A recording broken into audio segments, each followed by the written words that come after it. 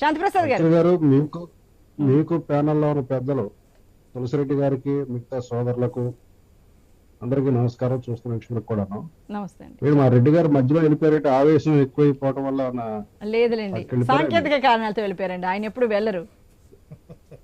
Okay okay అమ్మా.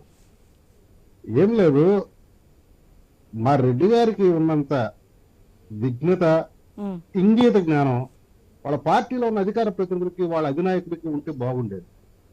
ఇప్పుడు ఏదో మాట్లాడాడే మా ఇంటి గురించి మీరు ఎందుకు మాట్లాడతారని, మరి నిన్నటిదాకా మాట్లాడింది ఎవరు? ఆ సన్నాసి మాటలు మాట్లాడేది ఎవరు? అసలు ఒక రకమైన భాష రాజకీయాల్లో తీసుకొచ్చింది ఎవరు? ఒక సన్నాసి భాషని. కాబట్టి ఇది ఎట్లా ఉందంటే దెయ్యాలు వేదాలు వలిస్తున్నట్టుగా ఉంది మా రెడ్డి గారు మాట్లాడే మాటలు. ఇకపోతే వాస్తవానికైతే ఎమ్మెల్యేలని మార్చుకుంటారా మార్చుకోరా, ఆ నలుగురు పోయారు కాబట్టి ఆ 151లో మిగతా వాళ్ళలో ఆ 175 మందిలో 174 మందిని పాత వాళ్ళు. శాంతిప్రసాద్ గారు, ఒక్క విషయం అండి. ఇప్పుడు ఏంటంటే ఇప్పుడు వైఎస్ఆర్సీపీలో ఖచ్చితంగా వీళ్ళందరినీ మారుస్తున్నారు కాబట్టి కొత్త ముఖాలు చోటిస్తారు, సిట్టింగ్ ఎమ్మెల్యేలకు చోటు ఇవ్వరంటే అసంతృప్తి వాళ్ళు అసమ్మతివాదులు వస్తారనుకుంటే ఒక విషయం అండి. ఇప్పటికే టీడీపీ జనసేన పొత్తులో ఎవరికి సీట్లు ఇవ్వాలి, ఎవరికి ఎన్ని సీట్లు అనేది ఇంకా ఒక క్లారిటీ రాలేదు. ఇంక ఈ అసమ్మతివాదులు అసంతృప్తివాదులు వాళ్ళు కూడా గోడ దూకొస్తే మరి మీరు వాళ్ళకి ఎర్రతివాచి పరిస్థితి ఏంటండి? మరి మీది కూడా గందరగోళంగా మారదా? నేను అక్కడ దాకా వచ్చేలోపే మూడు మంది ప్రశ్న ఇస్తున్నారమ్మా. నేను వస్తున్నాను, మెల్లగా వస్తున్నాను. అది వాళ్ళ అంతర్గత వ్యవహారం, వాళ్ళ స్వవిషయం. కాకపోతే నేను ఇప్పుడు దాకా పక్కింట్లో కిటికీల్లోంచి తొంగి చూసి మీ ఇంట్లో జరిగింది మీ ఇంట్లో జరిగిందని ఇప్పుడు దాకా పిచ్చి మాటలు మాట్లాడదు కాబట్టి ఇప్పుడు మేము కూడా మాట్లాడే పరిస్థితి తీసుకొచ్చున్నారు వాళ్ళు. అంతకు మించి మేమేం మాట్లాడచ్చు వాళ్ళ మీద. ఇక ఈ వైసీపీలో ఉన్న వ్యక్తులందరూ కూడాను వీళ్ళు ఎటువంటి వాళ్ళు అంటే బెల్లం చుట్టూ మూగి చీమలు లాంటి వాళ్ళు, చెరువు నిండుగా ఉంటే చీర కప్పలు లాంటి వాళ్ళు, ఇంకో మాటలో చెప్పాలంటే పొద్దు తిరుగుడు పువ్వు లాంటి వాళ్ళు. ఎక్కడ పొద్దుంటే అక్కడ వాళ్ళే వీళ్ళు అది తిరిగే రకాలు. వీళ్ళకి స్వయం ప్రకాశకులు కాదు.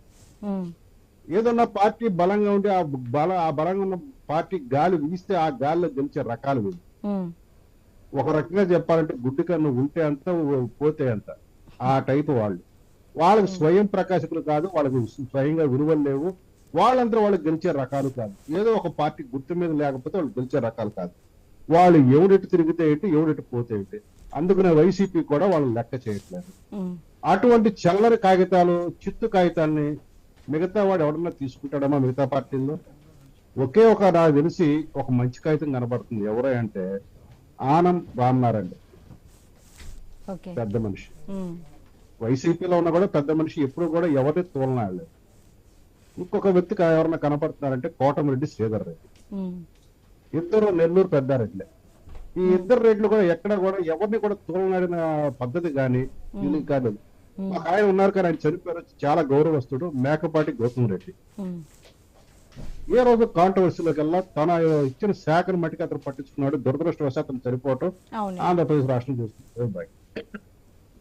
అయితే మిగతా వాళ్ళందరూ వాళ్ళు ఎందుకు మంత్రులయ్యారు, ఎందుకు పదవులు తీసుకున్నారు, అసలు వాళ్ళ శాఖలు ఏంటి వాళ్ళకి తెలియదు. వాళ్ళకి వచ్చిన శాఖలు రెండే రెండు. వాళ్ళలో కొంతమందికి పవన్ కళ్యాణ్ తిడతాం, కొంతమందిని చంద్రబాబు నాయుడు తిడతాం. ఈ రెండే శాఖలు వాళ్ళకి అప్పచెప్పింది. కాబట్టి ఆ శాఖల్లో వాళ్ళు పరిపూర్ణలు అవుతున్నారు.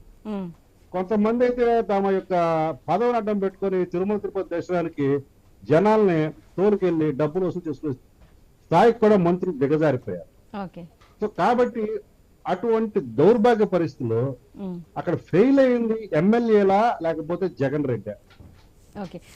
ఈ విషయాలతో పాటు శాంతిప్రసాద్ గారు, ఇప్పుడు ప్రశాంత్ కిషోర్ మీరు అడిగిన దానికి వస్తాను.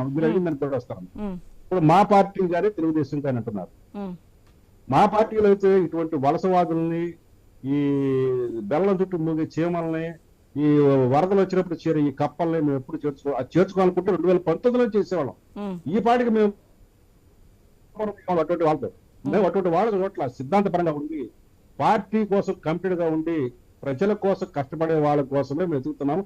అటువంటి వాళ్ళనే నాయకులుగా చేయాలనుకుంటున్నాం. కాబట్టి మా యొక్క ప్రాసెస్ మెల్లగా సాగుతుంది. మా తెలుగుదేశం వాళ్ళు కూడా నాకు తెలిసి ఈ చట్టంతో వాళ్ళ ఇంట్లో పోసుకుంటారని నేనైతే అనుకోను.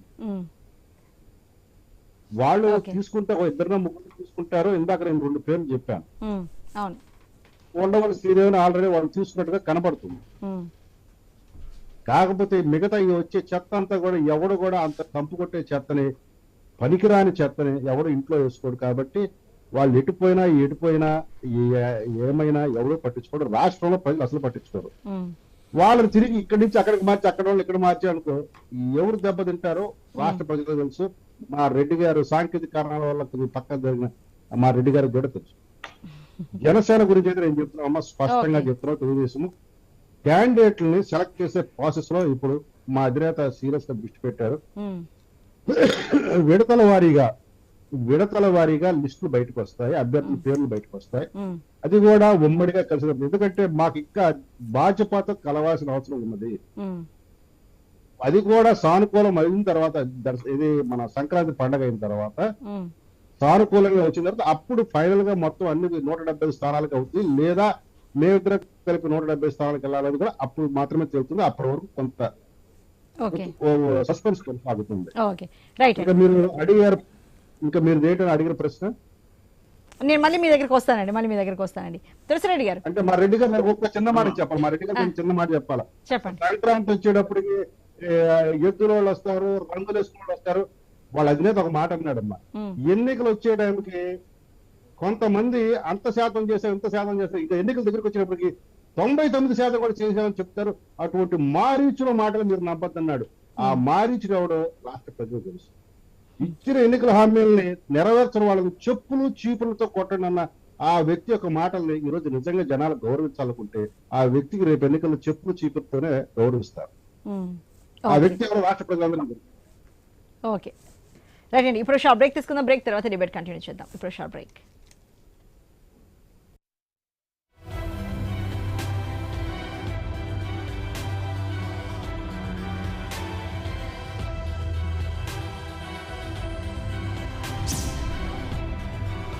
అన్నది ఇవాళ మనం డిబేట్లో చర్చించబోతున్నాం.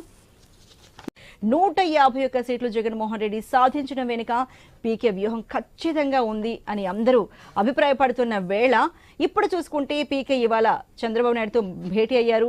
ఇక్కడి నుంచి హైదరాబాద్ నుంచి విజయవాడ వరకు నారా లోకేష్ తో కలిసి వెళ్లారు. ఒకే వాహనంలో ఒకే ఫ్లైట్లో పయనించారు.